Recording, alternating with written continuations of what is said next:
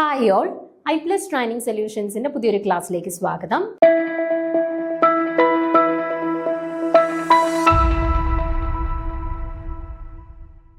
ഇന്ന് നമ്മൾ ഡിസ്കസ് ചെയ്യാനായിട്ട് പോകുന്ന ടോപ്പിക്ക് ഫെജാൻസ് റൂൾ ആണ്. ഫെജാൻസ് റൂൾ എന്താണ്, അതിന്റെ ആപ്ലിക്കേഷൻസ് എന്താണ്, ആപ്ലിക്കേഷൻ ലെവലിൽ നിന്ന് ഏത് രീതിയിലൊക്കെയാണ് ക്വസ്റ്റ്യൻസ് വരുന്നത്, അങ്ങനെ കുറച്ച് കാര്യങ്ങളാണ് നമ്മൾ ഈ ഒരു സെക്ഷനിൽ ഡിസ്കസ് ചെയ്യാനായിട്ട് പോകുന്നത്. ഓക്കെ, അപ്പം ഇവിടെ ഒരു പ്രത്യേകത എന്ന് വെച്ചാൽ നമുക്ക് ചിലപ്പം ക്വസ്റ്റ്യൻ കാണുന്ന സമയത്ത് നേരിട്ട് നമുക്ക് മനസ്സിലാവണം എന്നില്ല ഇത് ഫെജാൻസ് റൂളിന്റെ ആപ്ലിക്കേഷൻ വെച്ചിട്ടാണ് ചെയ്യേണ്ടത് എന്നുള്ളത്. അപ്പം ആദ്യം ഞാൻ ഫെജാൻസ് റൂൾ എന്താണ്, അതുമായിട്ട് ബന്ധപ്പെട്ട കുറച്ച് കാര്യങ്ങൾ പറയാം. അതിനുശേഷം ഞാൻ പറയാം ഏത് രീതിയിലാണ് ക്വസ്റ്റ്യൻസ് വരുന്നത്, എങ്ങനെയാണ് നിങ്ങൾക്ക് ഈ ഒരു ഫെജാൻസ് റൂളിലാണ് അവിടെ അപ്ലൈ ചെയ്യേണ്ടത് എന്നുള്ള കാര്യം മനസ്സിലാക്കാം എന്നുള്ള കാര്യങ്ങളൊക്കെ അത് കഴിഞ്ഞിട്ട് നമുക്ക് ഡിസ്കസ് ചെയ്യാം. ഓക്കെ, അപ്പൊ ഫസ്റ്റ് നമുക്ക് എന്താണ് ഈ ഫെജാൻസ് റൂൾ പറയുന്നത്, അതിന്റെ പ്രധാനപ്പെട്ട കാര്യങ്ങൾ എന്തൊക്കെയാണ് എന്നുള്ളത് നോക്കാം. Chemical bonds are divided broadly into ionic and covalent types. However, in reality, most of the bonds are neither purely ionic nor purely covalent.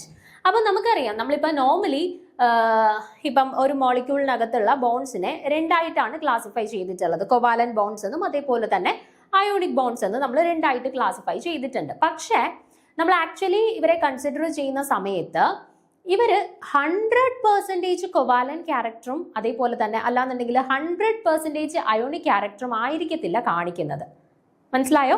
100% covalent character അല്ലെങ്കിൽ 100% അയോണിക് ക്യാരക്ടർ ആയിരിക്കില്ല ഇവര് ചില സമയത്ത് കാണിക്കുന്നത്. അതായത് ഇപ്പം ഒരു കൊവാലന്റ് ക്യാരക്ടർ കാണിക്കുന്ന ഒരാള് പാർഷ്യൽ ആയിട്ടുള്ള ഒരു അയോണിക് ക്യാരക്ടർ കാണിക്കുന്നുണ്ട്. അതേപോലെ തന്നെ അയോണിക് ക്യാരക്ടർ കാണിക്കുന്ന ഒരു ബോണ്ടിനെ സംബന്ധിച്ചിടത്തോളം ഒരു പാർഷ്യൽ ആയിട്ടുള്ള ഒരു കൊവാലന്റ് ക്യാരക്ടറും പ്രകടമാക്കുന്നുണ്ട്. ഓക്കെ, അപ്പൊ ആക്ച്വലി നമ്മൾ പറയുകയാണെന്നുണ്ടെങ്കിൽ ഒരു മോളിക്യൂളും 100% കൊവാലന്റ് അല്ലാന്നുണ്ടെങ്കിൽ 100% അയോണിക് ക്യാരക്ടർ അല്ല കാണിക്കുന്നത്. പകരം അതിന്റെ ഈ രണ്ട് എക്സ്ട്രീംസിന്റെയും ഇൻ ബിറ്റ്വീൻ ആയിട്ടുള്ള ക്യാരക്ടർ ആണ് എല്ലാ ബോണ്ടുകളും ആക്ച്വലി പ്രകടിപ്പിക്കുന്നത്. ഇതാണ് നമ്മുടെ ഫെജാൻസ് റൂൾ വെച്ചിട്ട് എക്സ്പ്ലെയിൻ ചെയ്തത്. Okay, more or less covalent nature is also possible for an ionic compounds and vice versa. Okay, അതായത് ഇത്രയേ ഉള്ളൂ, ഒരു കൊവാലന്റ് കോമ്പൗണ്ടിനെ സംബന്ധിച്ചിടത്തോളം അവിടെ അവർക്ക് ചെറിയ രീതിയിലുള്ള അയോണിക് ക്യാരക്ടർ പ്രകടമാക്കുന്നുണ്ട്. അതേപോലെ തന്നെ ഒരു അയോണിക് കോമ്പൗണ്ടിനെ സംബന്ധിച്ചിടത്തോളം അവർ ചെറിയ രീതിയിലുള്ള കൊവാലന്റ് ക്യാരക്ടറും പ്രകടമാക്കുന്നുണ്ട്. അതാണ് ഓവറോൾ ഈ ഫെജാൻസ് റൂൾ വെച്ചിട്ട് എക്സ്പ്ലെയിൻ ചെയ്തു പോകുന്ന കാര്യം. ഓക്കെ, ക്ലിയർ ആണല്ലോ? These observations can be explained by the concept of polarization of anion and thus lead to the formation of Fajans rule which help to deciding the nature of the chemical bonds. Okay, അപ്പോൾ ഈ പറഞ്ഞ കാര്യം, അതായത് partial ionic character of a covalent bond അല്ലെങ്കിൽ partial covalent character of an ionic bond, ഇത് explain ചെയ്യുന്നതിന് വേണ്ടിയിട്ട് അവർ polarisation of anions, അതായത് ആനിയോൺസിന്റെ പോളറൈസേഷന്റെ ബേസിസിലാണ് അദ്ദേഹം ഈ പറഞ്ഞ കാര്യങ്ങൾ എക്സ്പ്ലെയിൻ ചെയ്തത്. Covalent character of ionic compounds and ionic character of covalent compounds ഒക്കെ എക്സ്പ്ലെയിൻ ചെയ്തത് പോളറൈസേഷൻ എന്ന കൺസെപ്റ്റിനെ ആസ്പദമാക്കിയിട്ടാണ്. ഓക്കെ, ആൻഡ് അതിൽ നിന്നുള്ള ഫൈൻഡിങ്സ് എല്ലാം കൂടെ കോർഡിനേറ്റ് ചെയ്തിട്ടാണ് ഫെജാൻസ് റൂൾ എന്ന് പറയുന്ന ഒരു റൂൾ ആയിട്ട് അതിനെ ഇൻട്രൊഡ്യൂസ് ചെയ്യപ്പെട്ടത്. ഓക്കെ, അപ്പൊ ഇത് ജനറൽ ആയിട്ട് പൊതുവേ നിങ്ങൾ ബേസിക് ആയിട്ട് ഫെജാൻസ് റൂളുമായിട്ട് ബന്ധപ്പെട്ട് മനസ്സിലാക്കേണ്ട കാര്യങ്ങൾ. ഓക്കെ, ഇനി ഡീറ്റെയിൽഡ് ആയിട്ടുള്ള കാര്യങ്ങൾ നമുക്ക് ഓരോന്നായിട്ട് നോക്കാം. അപ്പൊ ഞാനിപ്പോ പറഞ്ഞു, പോളറൈസേഷൻ എന്ന് പറയുന്ന കൺസെപ്റ്റിനെ ബേസ് ചെയ്തിട്ടാണ് ഈ പറയുന്ന എന്താണ് partial ionic character of covalent bonding അല്ലെങ്കിൽ partial covalent character of ionic bond ഒക്കെ എക്സ്പ്ലെയിൻ ചെയ്തത് പോളറൈസേഷൻ എന്ന് പറയുന്ന കൺസെപ്റ്റിനെ ബേസ് ചെയ്തിട്ടാണ്. ഓക്കെ, അപ്പൊ ഫെജാൻസ് റൂള് എന്ന് പറയുന്ന ഒരു റൂള് ഇൻട്രൊഡ്യൂസ് ചെയ്യപ്പെട്ടത് പോളറൈസേഷൻ എന്ന് പറയുന്ന കൺസെപ്റ്റിനെ ആസ്പദമാക്കിയിട്ടാണ്. ഓക്കെ, അപ്പൊ ഈ ഫെജാൻസ് റൂളിന്റെ പിന്നിലുള്ള തത്വം അല്ലെങ്കിൽ അവിടെ ബേസിക് ആയിട്ട് എക്സ്പ്ലെയിൻ ചെയ്തിട്ടുള്ള കൺസെപ്റ്റ് എന്ന് പറയുന്നത് പോളറൈസേഷൻ ആണ്. അപ്പൊ നമുക്ക് ആദ്യം ആ പോളറൈസേഷൻ എന്താണെന്ന് പഠിച്ചിട്ട് ഈ പറയുന്ന ഫെജാൻസ് റൂളിന്റെ റൂൾ 1 റൂൾ 2 ഒക്കെ ഓരോന്നായിട്ട് നമുക്ക് എക്സ്പ്ലെയിൻ ചെയ്യാം. ഓക്കെ, അപ്പൊ ആദ്യത്തെ നോക്കിക്കേ, the negative charge on an isolated anion is evenly distributed around the nucleus, but in the presence of a cation the electron density is distorted towards it. അപ്പൊ ഇവിടെ നോക്കാം, ഇതാണ്ടേ ഞാൻ ഒരു ആനയോണിനെ കൺസിഡർ ചെയ്തിട്ടുണ്ട്. ഓക്കെ, അപ്പൊ നെഗറ്റീവ് ചാർജ് കോൺസെൻട്രേറ്റ് ചെയ്തിട്ടുള്ള ഒരു anion ആണ്. അപ്പൊ യൂഷ്വലി ഇവർ ഒറ്റയ്ക്ക് നിൽക്കുകയാണ്. ആദ്യം ഈ ആനിയോണിനെ ഞാൻ ഒറ്റയ്ക്ക് നിൽക്കുന്ന ആനിയോൺ ആയിട്ടാണ്, ഐസൊലേറ്റഡ് ആയിട്ടുള്ള ഒരു ആനിയോൺ ആയിട്ടാണ് കൺസിഡർ ചെയ്തിട്ടുള്ളത്. അപ്പൊ ഇവരുടെ കേസിൽ ആ നെഗറ്റീവ് ചാർജ് ഈവൻലി എല്ലായിടത്തും ഡിസ്ട്രിബ്യൂട്ട് ചെയ്തേക്കാണ്. അൺഈക്വൽ ആയിട്ടുള്ള ഡിസ്ട്രിബ്യൂഷൻ ഒന്നുമല്ല, ഈവൻ ആയിട്ടുള്ള കംപ്ലീറ്റ്ലി ഈവൻ ആയിട്ടുള്ള ഡിസ്ട്രിബ്യൂഷൻ ആണ് ആ ആനിയോൺ പോസസ് ചെയ്തിട്ടുള്ളത്. ഇനി ഞാൻ കൺസിഡർ ചെയ്യാൻ പോകുന്നത് ഈ ആനിയോണിന്റെ അടുത്തേക്ക് ആര് വരുന്നു, ഒരു കാറ്റിയോൺ വരുന്നു. ഓക്കെ, അപ്പൊ ഒരു കാറ്റിയോൺ വന്നപ്പോഴത്തേന് എന്ത് സംഭവിച്ചു എന്ന് പറഞ്ഞാല് ഇപ്പൊ യൂഷ്വലി ഇപ്പം ഇനിഷ്യലി നമ്മൾ കൺസിഡർ ചെയ്യുന്നിടത്ത് സമയത്ത് ഇവിടെ ഒരു നെഗറ്റീവ് ചാർജ്, ഇവിടെ ഒരു പോസിറ്റീവ് ചാർജ്, അപ്പോൾ അവർക്കിടയിൽ സ്വാഭാവികമായിട്ടും ഒരു അയോണിക് ബോണ്ട് ഡെവലപ്പ് ചെയ്യുന്നു. അങ്ങനെയാണ് യൂഷ്വലി നമ്മൾ പഠിച്ചിട്ടുള്ളത് അല്ലെ. ഒരു നെഗറ്റീവ് ചാർജ്, ഒരു പോസിറ്റീവ് ചാർജ്, അപ്പോൾ അവർക്കിടയിൽ ഒരു അയോണിക് ബോണ്ട് ഫോർമേഷൻ നടക്കുന്നു. അങ്ങനെയാണ് നമ്മൾ യൂഷ്വലി പഠിച്ചിട്ടുള്ളത്. പക്ഷെ ഇവിടെ എന്താ സംഭവിക്കുന്നതെന്ന് വെച്ചാൽ ഈ പോസിറ്റീവ് ചാർജ് ഈ നെഗറ്റീവ് ചാർജുള്ള ആനിയോണിന്റെ അടുത്തേക്ക് വരുന്ന സമയത്ത് ഈ നെഗറ്റീവ് ചാർജ്ഡ് ആനിയോണിനകത്ത് ഒരു ഡിസ്റ്റോർഷൻ സംഭവിക്കും. അതായത് തൊട്ടടുത്ത് വന്നിട്ടുള്ള ആള് പോസിറ്റീവ് ചാർജ് ആണ്, അപ്പൊ അവർക്ക് നെഗറ്റീവ് ചാർജിനെ അട്രാക്ട് ചെയ്യാനായിട്ടുള്ള ഒരു ടെൻഡൻസി സ്വാഭാവികമായിട്ടും ഉണ്ടായിരിക്കും അല്ലെ. അപ്പൊ ഈ നെഗറ്റീവ് ചാർജ്ഡ് ആയിട്ടുള്ള ആനിയോണിൽ നിന്ന് നെഗറ്റീവ് ചാർജ് എങ്ങോട്ട് കോൺസെൻട്രേറ്റ് ചെയ്യും? ഈ പോസിറ്റീവ് ചാർജിന്റെ അടുത്തോട്ട് കോൺസെൻട്രേറ്റ് ചെയ്യും. ഓക്കെ, അതിന്റെ ഫലമായിട്ട് ഈ പോസിറ്റീവ് ചാർജിന്റെ തൊട്ടടുത്തുള്ള ഭാഗത്ത് ഒരു പാർഷ്യൽ നെഗറ്റീവ് ചാർജ് ഡെവലപ്പ് ചെയ്യും. ഓക്കെ, അപ്പൊ യൂണിഫോം ആയിട്ടുള്ള നെഗറ്റീവ് ചാർജ് ഉണ്ടായിരുന്ന ഒരു ആനിയോണിക് സ്പീഷീസ് ആയിരുന്നു. അപ്പൊ അതിന്റെ അടുത്തേക്ക് ഒരു പോസിറ്റീവ് ചാർജ് വന്ന സമയത്ത് അവിടെ പോളറൈസേഷൻ നടന്ന് ഈ നെഗറ്റീവ് ചാർജ് പോസിറ്റീവ് ചാർജിന്റെ അടുത്തോട്ട് ഡിസ്റ്റോർട്ടഡ് ആയിട്ട് ആ ഭാഗത്ത് ഒരു പാർഷ്യൽ നെഗറ്റീവ് ചാർജ് ഡെവലപ്പ് ചെയ്തു. അപ്പൊ ഒരു ഭാഗത്ത് പാർഷ്യൽ നെഗറ്റീവ് ചാർജ് ഡെവലപ്പ് ചെയ്തെങ്കിൽ തീർച്ചയായിട്ടും അതിന്റെ ഓപ്പോസിറ്റ് സൈഡിൽ എന്ത് ഡെവലപ്പ് ചെയ്തിട്ടുണ്ട്? പാർഷ്യൽ ആയിട്ടുള്ള ഒരു പോസിറ്റീവ് ചാർജ് ഡെവലപ്പ് ചെയ്തിട്ടുണ്ട് അല്ലെ. അപ്പൊ ഇവിടെ പാർഷ്യൽ നെഗറ്റീവ് ചാർജ്, ഇവിടെ പാർഷ്യൽ പോസിറ്റീവ് ചാർജ്. ഓക്കെ ആണേ. അപ്പൊ നോക്കിക്കേ, ആ നെഗറ്റീവ് കംപ്ലീറ്റ്ലി സ്ഫെറിക്കൽ ആയിരുന്ന ആനിയോണിന്റെ ഷേപ്പ് ഇപ്പൊ നോക്കിക്കേ എന്ത് സംഭവിച്ചു? ഡിസ്റ്റോർട്ടഡ് ആയിട്ട് മാറി അല്ലെ. അപ്പം നോർമലി ഒറ്റയ്ക്ക് ഇരുന്ന സമയത്ത് ആനിയോണിനകത്തുള്ള നെഗറ്റീവ് ചാർജ് ഈവൻ ആയിട്ട് എല്ലായിടത്തും ഒരേപോലെ ഡിസ്ട്രിബ്യൂട്ട് ചെയ്തിരുന്നതായിരുന്നു. ഈ കാറ്റിയോണിന്റെ പ്രസൻസ് വന്ന സമയത്താണ് അവിടെ ഒരു ഡിസ്റ്റോർഷൻ സംഭവിച്ചു. പോസിറ്റീവ് ചാർജ് ഒരു സൈഡ്, ഒരു പാർഷ്യൽ നെഗറ്റീവ് ചാർജ് എല്ലാം കൂടെ പോസിറ്റീവ് ചാർജിന്റെ അടുത്തോട്ട് കോൺസെൻട്രേറ്റ് ചെയ്ത് അവിടെ ഒരു പാർഷ്യൽ നെഗറ്റീവ് ചാർജ് ഡെവലപ്പ് ചെയ്യുകയും അതിന്റെ ഓപ്പോസിറ്റ് ഭാഗത്തായിട്ട് ഒരു പാർഷ്യൽ പോസിറ്റീവ് ചാർജ് ഡെവലപ്പ് ചെയ്യുകയും ചെയ്തത്. ഓക്കെ ആണോ? അപ്പൊ ഇതാണ് ഓവറോൾ പോളറൈസേഷനിൽ സംഭവിക്കുന്നത്. ഓക്കെ, ആനിയോണിന്റെ അടുത്തേക്ക് ഒരു പോസിറ്റീവ് ചാർജ്ഡ് ആയിട്ടുള്ള കാറ്റയോൺ വരുന്ന സമയത്ത് അവിടെ പോളറൈസേഷൻ നടക്കുന്നത് ഈ രീതിയിലാണ്. ഓക്കെ, ഇനി ഇതൊന്ന് വായിച്ചു നോക്കിക്കേ. നമ്മൾ പറഞ്ഞ കാര്യങ്ങൾ തന്നെ സെന്റൻസ് വൈസ് എഴുതിയേക്കാണ്. The negative charge on an isolated anion is evenly distributed around the nucleus. അല്ലെ, ഇനിഷ്യലി നമ്മൾ നോക്കുകയാണെങ്കിൽ ആനിയോണിനകത്തുള്ള നെഗറ്റീവ് ചാർജ് ആ ന്യൂക്ലിയസിന് ചുറ്റും യൂണിഫോം ആയിട്ട് ഡിസ്ട്രിബ്യൂട്ട് ചെയ്തിട്ടുണ്ട്. But in the presence of a cation the electron density is distorted towards it. പക്ഷേ ഒരു കാറ്റയോണിന്റെ പ്രസൻസിൽ വരുമ്പോഴത്തേന് എന്ത് സംഭവിക്കുന്നു? അവർക്ക് ആ ചാർജ് ഡെൻസിറ്റിയുടെ ഡിസ്ട്രിബ്യൂഷനിൽ ഒരു ഡിസ്റ്റോർഷൻ സംഭവിക്കുന്നു. Okay, this negative charge is unevenly distributed over the anion. അതിന്റെ ഫലമായിട്ട് ആ യൂണിഫോം ആയിട്ട് ഡിസ്ട്രിബ്യൂട്ട് ചെയ്തിരുന്ന ആനിയോണിനകത്തുള്ള നെഗറ്റീവ് ചാർജിൽ ഡിസ്റ്റോർഷൻ സംഭവിച്ചു. അതിന്റെ ഫലമായിട്ട് one end of the anion gets relatively more negative charge അല്ലെ. ആനിയോണിന്റെ ഒരു സൈഡിൽ കൂടുതൽ നെഗറ്റീവ് ചാർജ് ഡെവലപ്പ് ചെയ്യുന്നു, ആൻഡ് മറ്റേ സൈഡിൽ എന്ത് ചെയ്യുന്നു? ഒരു പാർഷ്യൽ പോസിറ്റീവ് ചാർജും ഡെവലപ്പ് ചെയ്യുന്നു. ഓക്കെ, ആൻഡ് ഈ ഒരു കണ്ടീഷനെയാണ്, അതായത് യൂണിഫോം ആയിട്ട് നെഗറ്റീവ് ചാർജ് ഡിസ്ട്രിബ്യൂട്ടഡ് ആയിരുന്ന ഒരു ആനിയോണിന്റെ അടുത്തേക്ക് ഒരു കാറ്റയോൺ വന്ന സമയത്ത് അവിടെ ഒരു ചാർജിന്റെ ഡിസ്ട്രിബ്യൂഷൻ അല്ലെങ്കിൽ ഒരു ചാർജിന്റെ ഒരു പോസിറ്റീവ് നെഗറ്റീവ് എന്ന രീതിയിലുള്ള ഒരു ഡീലോക്കലൈസ് അല്ലെങ്കിൽ ഒരു ഒരു ചേഞ്ച് അവിടെ സംഭവിച്ചു. ആ ഒരു മാറ്റത്തിനെയാണ് നമ്മൾ പോളറൈസേഷൻ എന്ന് വിളിക്കുന്നത്. Okay, so Fajans rule was developed on the basis of the concept greater the polarisation of the anion greater the covalent character. അപ്പൊ ഫജാൻസ് റൂള് യൂഷ്വലി എക്സ്പ്ലെയിൻ ചെയ്യുന്നത്, അപ്പൊ നോക്കിക്കേ എന്താണ്? ഒരു ആനിയോണിൽ പോളറൈസേഷൻ കൂടുകയാണ് എന്നുണ്ടെങ്കിൽ അവിടുത്തെ കൊവാലന്റ് ക്യാരക്ടർ കൂടും. ഓക്കെ, അപ്പൊ ഫജാൻസ് റൂൾ എന്താണ് എക്സ്പ്ലെയിൻ ചെയ്തത്? Fajans rule explains the covalent character of the ionic compounds. Ionic കോമ്പൗണ്ട്സിന്റെ കൊവാലന്റ് ക്യാരക്ടർ എക്സ്പ്ലെയിൻ ചെയ്യുന്നതിന് വേണ്ടിയിട്ട് ഇൻട്രൊഡ്യൂസ് ചെയ്ത ഒരു റൂളാണ് ഫജാൻസ് റൂള്. ഓക്കെ, അപ്പൊ Fajans rule is used to explain the covalent character of the ionic compounds. അയോണിക കോമ്പൗണ്ട്സിന് അല്ലെങ്കിൽ അയോണിക സംയുക്തങ്ങളുടെ കൊവാലന്റ് ക്യാരക്ടർ എക്സ്പ്ലെയിൻ ചെയ്യുന്നതിന് വേണ്ടിയിട്ട് ഇൻട്രൊഡ്യൂസ് ചെയ്യപ്പെട്ട ഒരു റൂളാണ് ഫജാൻസ് റൂള്. ആൻഡ് ഫജാൻസ് റൂളിന്റെ ബേസിസിൽ എങ്ങനെയാണ് ഈ പറയുന്ന covalent character of an ionic compound increase ചെയ്യുന്നത്? when the polarization of anion increases.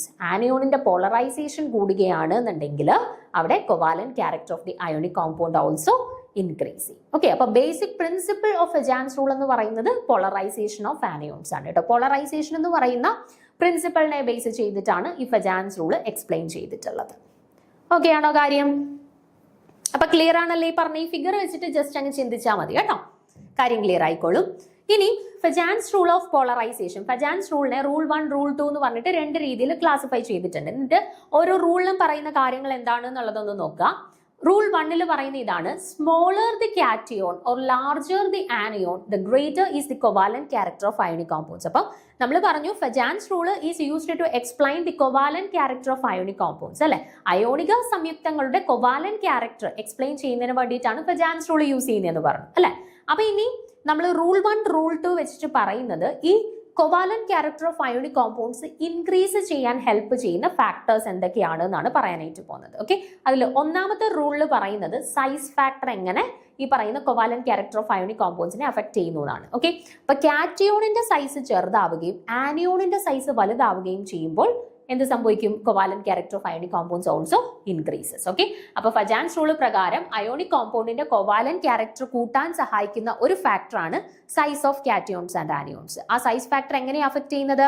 കാറ്റയോണിന്റെ size കുറഞ്ഞിരിക്കുകയും ആനിയോണിന്റെ സൈസ് കൂടിയിരിക്കുകയും ചെയ്യുന്ന സമയത്താണ് covalent character of ionic compounds increase ചെയ്യുന്നത്. ഒരു അയോണിക കോമ്പൗണ്ടിന്റെ കൊവാലന്റ് സ്വഭാവം കൂടി നിൽക്കുന്നത്. ഓക്കെ, ഇനി റൂൾ 2 പറയുന്നത് ചാർജ് ഫാക്ടർ എങ്ങനെ കൊവാലന്റ് ക്യാരക്ടർ ഓഫ് അയോണിക് കോമ്പൗണ്ട്സിനെ അഫക്ട് ചെയ്യുന്നു എന്നാണ്. ഓക്കെ, അപ്പൊ സൈസ് ഫാക്ടർ കൺസിഡർ ചെയ്ത സമയത്ത് കാറ്റയോൺസിന്റെ കേസിലും ആനിയോൺസിന്റെ കേസിലും വ്യത്യാസം ഉണ്ടായിരുന്നു. കാറ്റയോൺ ചെറുതാവുമ്പോൾ ആനിയോൺ വലുതാവുമ്പോഴുമായിരുന്നു കൊവാലന്റ് ക്യാരക്ടർ കൂടുന്നത് അല്ലെ.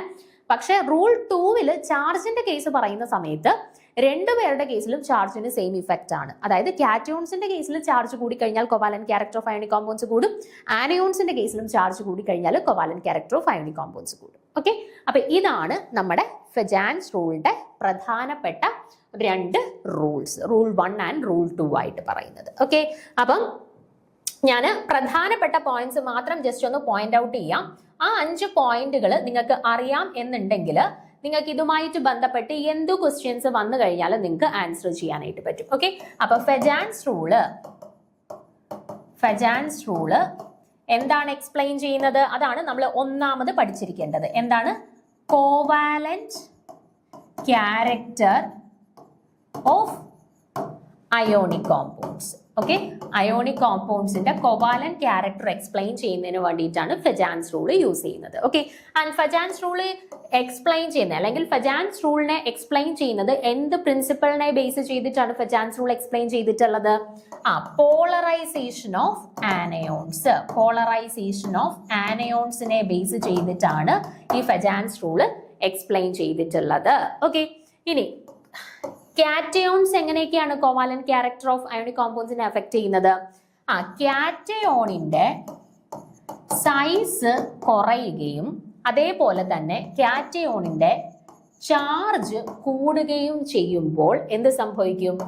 Covalent character of ionic compounds increase ചെയ്യും. ഓക്കെ, അടുത്ത പോയിന്റ് എന്താ ഓർത്തിരിക്കേണ്ടത്? ആനയോൺസ് എങ്ങനെ അഫക്ട് ചെയ്യുന്നു? എന്താണ്? ആനയോൺസിന്റെ സൈസ് കൂടുകയും അതേപോലെ തന്നെ ആനയോൺസിന്റെ ചാർജ് കൂടുകയും ചെയ്യുന്ന സമയത്ത് covalent character of ionic compounds increase ചെയ്യും. ഓക്കെ, അപ്പൊ ഈ 4 പോയിന്റ്സ് നിങ്ങൾക്ക് കൃത്യമായിട്ട് അറിയാമെന്നുണ്ടെങ്കിൽ ഫെജാൻസ് റൂളുമായിട്ട് ബന്ധപ്പെട്ട് എന്ത് ചോദ്യങ്ങളോ എന്ത് കൺസെപ്റ്റോ റിലേറ്റഡ് ആയിട്ടുള്ള കാര്യങ്ങൾ ക്വസ്റ്റ്യൻസ് ആയിട്ട് വന്നു കഴിഞ്ഞാൽ നിങ്ങൾക്ക് ആൻസർ ചെയ്യാൻ പറ്റും. ഓക്കെ, ഇപ്പൊ Fajans rule is used to explain the covalent character of ionic compounds. And ഏത് പ്രിൻസിപ്പളിനെ ബേസ് ചെയ്തിട്ടാണ് ഫെജാൻസ് റൂൾ എക്സ്പ്ലെയിൻ ചെയ്തിട്ടുള്ളത്? ഫെജാൻസ് റൂൾ എക്സ്പ്ലെയിൻ ചെയ്തിട്ടുള്ളത് പോളറൈസേഷൻ ഓഫ് ആനയോൺസിനെ ബേസ് ചെയ്തിട്ടാണ് എക്സ്പ്ലെയിൻ ചെയ്തിട്ടുള്ളത്. ഓക്കെ, ഇനി അഫക്ട് ചെയ്യുന്ന ഫാക്ടേഴ്സ് എന്തൊക്കെയാണ്? കാറ്റയോണിനെ സംബന്ധിച്ച് പറയുകയാണെന്നുണ്ടെങ്കിൽ കാറ്റയോണിന്റെ സൈസ് കുറയുകയും കാറ്റയോണിന്റെ ചാർജ് കൂടുകയും ചെയ്യുന്ന സമയത്ത് covalent character of ionic compounds increase ചെയ്യും. അതേപോലെ തന്നെ ആനിയോൺസിന്റെ ബേസിസിൽ പറയുകയാണെന്നുണ്ടെങ്കിൽ ആനിയോൺസിന്റെ സൈസ് കൂടുകയും ആനിയോൺസിന്റെ ചാർജ് കൂടുകയും ചെയ്യുന്ന സമയത്ത് covalent character of ionic compounds also increase ചെയ്യും. ഓക്കെ, അപ്പൊ ഇത്രയും കാര്യങ്ങൾ ക്ലിയർ ആണല്ലോ. പിന്നെ നമുക്ക് ബാക്കി പോർഷൻസിലോട്ട് പോവാം. Applications of Fajans rule. ഈ ആപ്ലിക്കേഷൻസ് ഓഫ് ഫെജാൻസ് റൂളിൽ ആക്ച്വലി പറയുന്നത് ക്വസ്റ്റ്യൻസ് ഏത് രീതിയിൽ വരും എന്നുള്ളതാണ് ആപ്ലിക്കേഷൻസിൽ പറയുന്നത്. ആപ്ലിക്കേഷനിൽ പറയുന്ന കാര്യങ്ങൾ കൃത്യമായിട്ട് ശ്രദ്ധിക്കുക. നോക്കുക, ഒന്ന് covalent character of alkali metal halides. ഇപ്പൊ 3-4 ആൽക്കലി മെറ്റലിന്റെ ഹാലൈഡുകൾ തന്നു കഴിഞ്ഞാൽ അതിനകത്ത് ആർക്കാണ് ഏറ്റവും കൂടുതൽ കോവാലന്റ് ക്യാരക്ടർ ഉള്ളത് എന്ന് ചോദിക്കുകയാണെന്നുണ്ടെങ്കിൽ ഫെജാൻസ് റൂൾ യൂസ് ചെയ്തിട്ടാണ് നമ്മൾ ആൻസർ എക്സ്പ്ലെയിൻ ചെയ്യേണ്ടത്. നോക്കിക്കേ നിങ്ങൾ, we know that the size of the cations increases from top to bottom in a given group in a periodic table. Therefore, the cation size of alkali metals also increases as shown below. So, ഇവിടെ ഞാൻ ഈ ആളുകളെ ഇത്രയും പേരെ consider ചെയ്യാണ്. Lithium chloride, sodium chloride, potassium chloride, rubidium chloride, caesium chloride. Okay, അപ്പൊ ഇവിടെ halogens ആയിട്ട് വന്നിട്ടുള്ളത് എല്ലാം സെയിം ആളുകളാണ്, ക്ലോറിൻ ആണ്. കുഴപ്പമൊന്നുമില്ല, എല്ലായിടത്തും സെയിം ആണ്, ക്ലോറിൻ ആണ്. പക്ഷെ കാറ്റയോൺ ആയിട്ട് വന്നിട്ടുള്ള ആളുകൾ വ്യത്യാസമാണ്. ആദ്യം ലിത്തിയം, പിന്നെ സോഡിയം, പിന്നെ potassium, then rubidium, then caesium അല്ലെ.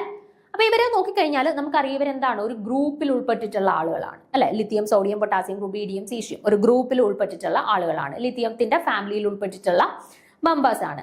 ആൻഡ് നമുക്കറിയാം ഒരു ഗ്രൂപ്പിൽ മുകളിൽ നിന്ന് താഴേക്ക് വരുന്നതിനനുസരിച്ചിട്ട് എന്ത് സംഭവിച്ചുകൊണ്ടിരിക്കുകയാണ്, അവരുടെ സൈസ് കൂടിക്കൊണ്ടിരിക്കുകയാണ് അല്ലെ. അപ്പൊ നോക്കിക്കേ, കാറ്റയോണിന്റെ സൈസ് താഴോട്ട് വരുന്നതിനനുസരിച്ച് കാറ്റയോണിന്റെ സൈസ് കൂടിക്കൊണ്ടിരിക്കുകയാണ്. നമ്മൾ പഠിച്ചു കോവാലന്റ് ക്യാരക്ടർ കൂടുന്നത് എപ്പോഴാണ്, കാറ്റയോണിന്റെ സൈസ് കുറഞ്ഞിരിക്കുമ്പോഴാണ് കോവാലന്റ് ക്യാരക്ടർ കൂടുന്നത് അല്ലെ. അപ്പൊ ഇവിടെ കാറ്റയോണിന്റെ സൈസ് ഏറ്റവും കുറഞ്ഞത് ആർക്കാണ്, ലിത്തിയം ക്ലോറൈഡിനാണ്. അപ്പൊ അവർക്കാണ് ഏറ്റവും കൂടുതൽ കോവാലന്റ് ക്യാരക്ടർ ഉള്ളത് അല്ലെ. താഴോട്ട് വരുന്നതിനനുസരിച്ച് സീഷ്യത്തിനാണ് ഏറ്റവും വലിയ സൈസ് ഉള്ളത്. കാറ്റയോണിന്റെ സൈസ് കൂടിക്കഴിഞ്ഞാൽ എന്ത് സംഭവിക്കും, കോവാലന്റ് ക്യാരക്ടർ കുറയും അല്ലെ. നമ്മൾ പഠിച്ചു കാറ്റയോണിന്റെ സൈസ് കുറഞ്ഞിരിക്കുമ്പോഴാണ് covalent character of ionic compounds കൂടുന്നത് അല്ലെ. അപ്പൊ കാറ്റയോണിന്റെ സൈസ് കൂടിക്കഴിഞ്ഞാൽ എന്ത് സംഭവിക്കും, കോവാലന്റ് ക്യാരക്ടർ കുറയുന്നു. അങ്ങനെ നോക്കുകയാണെന്നുണ്ടെങ്കിൽ ഏറ്റവും കോവാലന്റ് ക്യാരക്ടർ കുറഞ്ഞു നിൽക്കുന്നത് ആർക്കായിരിക്കും, സീഷ്യം ക്ലോറൈഡിനായിരിക്കും. പ്രശ്നമൊന്നുമില്ലല്ലോ. അപ്പൊ അതാണ് ഈ പറഞ്ഞിട്ടുള്ളത്. നോക്കിക്കേ, we know that the size of the cations increases from top to bottom in a given group in a periodic table അല്ലെ. പീരിയോഡിക് ടേബിളിൽ മുകളിൽ നിന്ന് താഴോട്ട് വരുമ്പോൾ കാറ്റയോൺസിന്റെ സൈസ് കൂടി വരികയാണ്. therefore the cation size of alkali metals also increases. അപ്പൊ ഈ ഒരു രീതിയിലാണ് കാറ്റയോണിന്റെ സൈസ് കൂടി വരുന്നത്. therefore the covalent nature of alkali metal halides containing same halide ion decreases from lithium to cesium halide according to Fajans rule. നമ്മുടെ Fajans rule അനുസരിച്ച് നമുക്കറിയാം ആരുടെ കാറ്റയോൺ ആണോ ഏറ്റവും ചെറുത് അവർക്കായിരിക്കും കോവാലന്റ് ക്യാരക്ടർ കൂടുതൽ, ആൻഡ് ആരുടെ കാറ്റയോൺ ആണോ ഏറ്റവും വലുത് അവർക്കായിരിക്കും കോവാലന്റ് ക്യാരക്ടർ ഏറ്റവും കുറവുള്ളത്. Okay, so when the alkali metal ion is fixed while the halide is changed the trend will depend upon the size of anions. അതായത് ഇനി ഞാൻ കൺസിഡർ ചെയ്യാൻ പോകുന്ന ആളുകൾ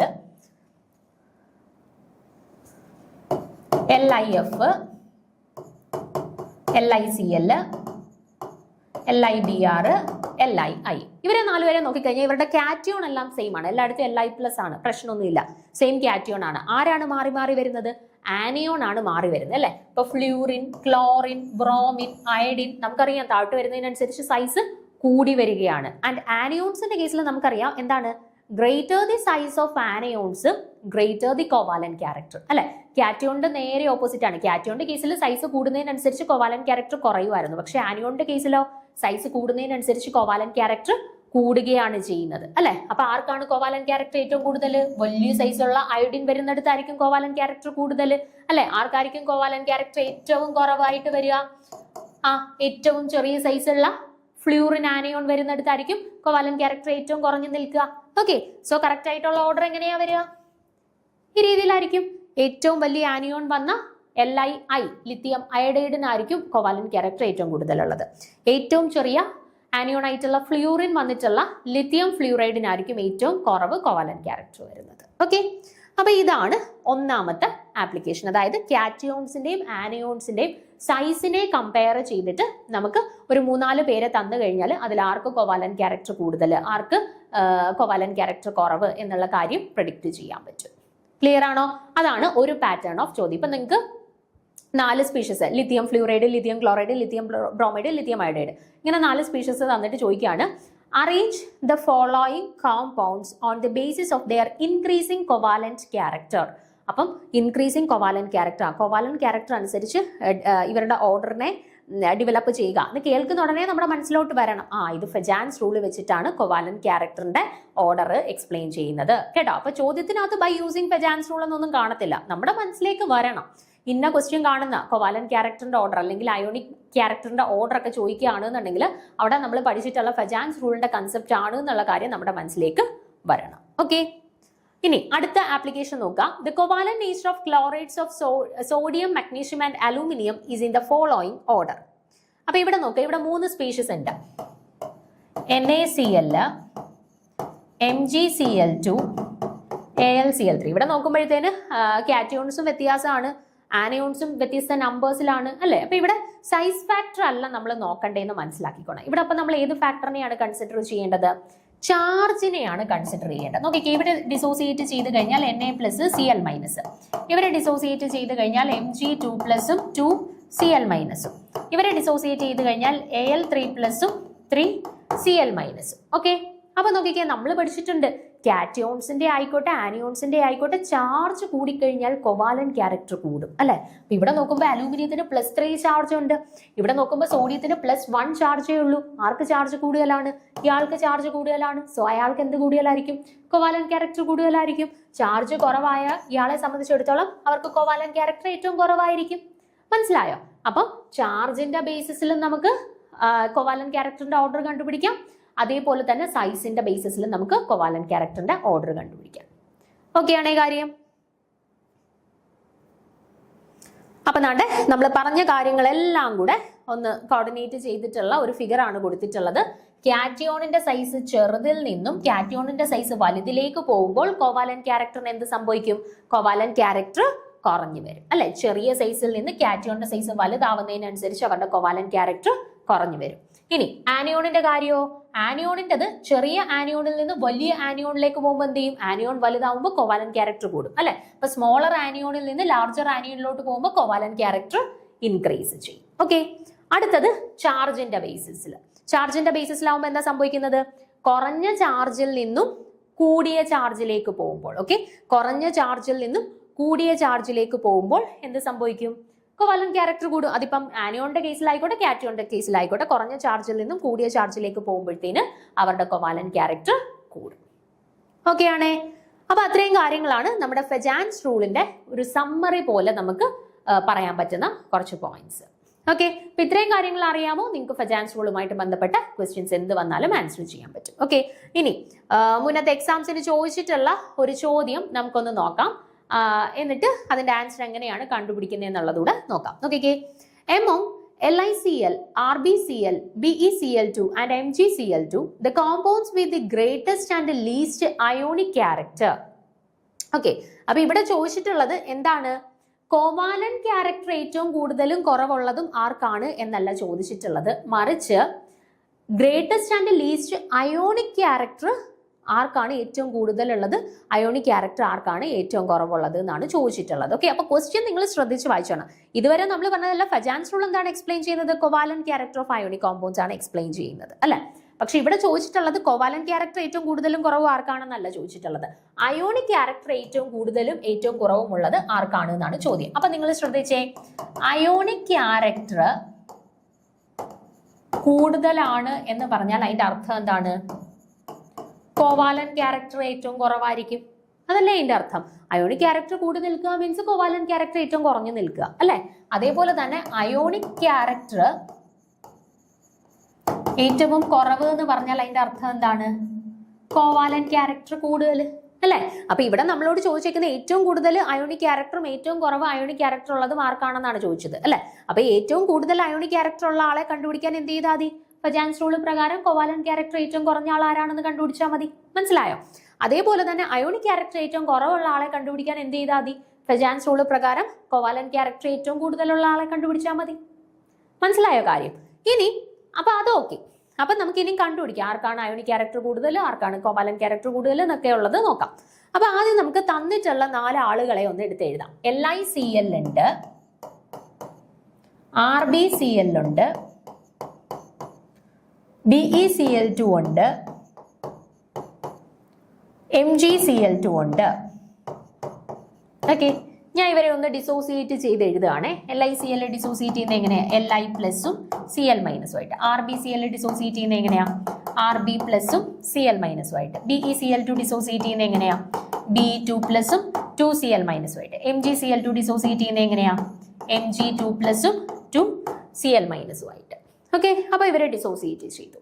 ഇനി നമുക്ക് ഏറ്റവും കൂടുതൽ കോവാലന്റ് ക്യാരക്ടറും ഏറ്റവും കുറവ് കോവാലന്റ് ക്യാരക്ടറും ഉള്ളത് ആർക്കാണെന്ന് കണ്ടുപിടിക്കാം. അതിനുശേഷം അതിൽ നിന്ന് അയോണിക് ക്യാരക്ടറിലേക്ക് പോവാം. ഓക്കെ, അപ്പൊ നോക്കിക്കേ, നമ്മൾ പഠിച്ചിട്ടുണ്ട് ചാർജ് കൂടുമ്പോഴത്തേന് കോവാലന്റ് ക്യാരക്ടർ കൂടും എന്ന് പഠിച്ചിട്ടുണ്ട് അല്ലെ. അപ്പൊ ഇവിടെ ചാർജ് കൂടുതലുള്ള 2 പേരുണ്ട്. ഇവർക്ക് 2 പേർക്കും ചാർജ് കൂടുതലാണ്. അപ്പൊ ഇവർക്ക് 2 പേർക്ക് കോവാലന്റ് ക്യാരക്ടർ കൂടാൻ സാധ്യതയുണ്ട്. ഓക്കെ, അപ്പൊ 2 പേർക്കും +2 തന്നെയാണ്. അപ്പൊ 2 പേരുടെയും ചാർജ് സെയിം തന്നെയാണ്. ഇനി നമ്മൾ നോക്കേണ്ടത് കാറ്റയോൺസിന്റെ സൈസ് ആണ്. ഒരാള് ബെർലിയാണ്, അടുത്ത ആള് മഗ്നീഷ്യം ആണ്. ബെർലിയത്തിന്റെ തൊട്ട് താഴെയാണ് മഗ്നീഷ്യം വരുന്നത് അല്ലേ. Beryllium, magnesium, calcium, strontium, barium എന്ന് പറഞ്ഞിട്ടാണ് താഴോട്ട് പോകുന്നത്. അപ്പം ബെർലിയത്തിന്റെ സൈസിനെക്കാട്ടിൽ വലിയ സൈസാണ് ആർക്ക്? മഗ്നീഷ്യത്തിനുള്ളത്. നമ്മൾ പഠിച്ചിട്ടുണ്ട് എന്താണ്, കാറ്റയോൺസിന്റെ സൈസ് കുറഞ്ഞിരിക്കുമ്പോഴും അവരുടെ ചാർജ് കൂടിയിരിക്കുമ്പോഴുമാണ് കൊവാലന്റ് ക്യാരക്ടർ കൂടുന്നതെന്ന്. അപ്പൊ ഇവിടെ സൈസ് ആർക്കാണ് ഏറ്റവും കുറഞ്ഞിരിക്കുന്നത്? ബെർലിയത്തിന്റെ കാറ്റയോണിനാണ് സൈസ് ഏറ്റവും കുറഞ്ഞിരിക്കുന്നത് അല്ലെ, ആൻഡ് ചാർജ് ഏറ്റവും കൂടി നിൽക്കുന്നത്. അപ്പം ഇവർക്ക് എന്ത് കൂടുതലായിരിക്കും? കൊവാലന്റ് ക്യാരക്ടർ കൂടുതലായിരിക്കും അല്ലെ. ഇവർക്ക് കൊവാലന്റ് ക്യാരക്ടർ കൂടുതലായിരിക്കും അല്ലെ.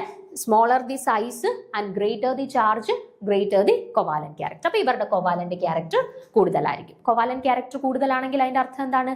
അയോണിക് ക്യാരക്ടർ ഏറ്റവും കുറവ്. അപ്പൊ അയോണിക് ക്യാരക്ടർ ഏറ്റവും കുറവുള്ള ആളെ നമുക്ക് കിട്ടി BeCl2. ഓക്കെ, അപ്പൊ രണ്ട് ഓപ്ഷൻ ഉണ്ട്, മറ്റേ ആളെയും കൂടി ഇനി കണ്ടുപിടിക്കണം. ക്ലിയർ ആണല്ലോ അത്. ഇനി നമുക്ക് കണ്ടുപിടിക്കാനായിട്ടുള്ളത്, ഇപ്പൊ നമ്മൾ കോവാലന്റ് ക്യാരക്ടർ ഏറ്റവും കൂടുതലുള്ളത് ആർക്കാണെന്ന് കണ്ടുപിടിച്ചു. ഇനി കോവാലന്റ് ക്യാരക്ടർ ഏറ്റവും കുറവ് ആർക്കാണെന്ന് കണ്ടുപിടിക്കണം. അപ്പൊ കോവാലന്റ് ക്യാരക്ടർ കുറവാണ് മീൻസ് ചാർജ് കുറവ്. ചാർജ് കുറവുള്ള രണ്ടുപേരുണ്ട്. അതേപോലെ തന്നെ സൈസ് എങ്ങനെയായിരിക്കണം? കാറ്റയോണിന്റെ സൈസ് വലുതാവുമ്പോഴാണ് കോവാലന്റ് ക്യാരക്ടർ കുറയുന്നത്. അപ്പൊ ലിഥിയവും റുബീഡിയവും തമ്മിൽ കമ്പയർ ചെയ്യുന്ന സമയത്ത് ലിഥിയം ചെറിയ സൈസ് ആണ്, റുബീഡിയം വലിയ സൈസ് ആണ്. കാറ്റയോണിന്റെ സൈസ് കൂടുമ്പോൾ കോവാലന്റ് ക്യാരക്ടർ കുറയുന്നു. അപ്പൊ ഇയാൾക്കാണ് കോവാലന്റ് ക്യാരക്ടർ ഏറ്റവും കുറവെന്ന് മനസ്സിലായി. ഓക്കെ, കോവാലന്റ് ക്യാരക്ടർ ഏറ്റവും കുറവുള്ള ആൾക്ക് അയോണിക് ക്യാരക്ടർ എന്തായിരിക്കും? ഏറ്റവും കൂടുതലായിരിക്കും. അപ്പൊ അയോണിക് ക്യാരക്ടർ ഏറ്റവും കൂടി നിൽക്കുന്ന ആള് ആരാണെന്ന് കിട്ടി?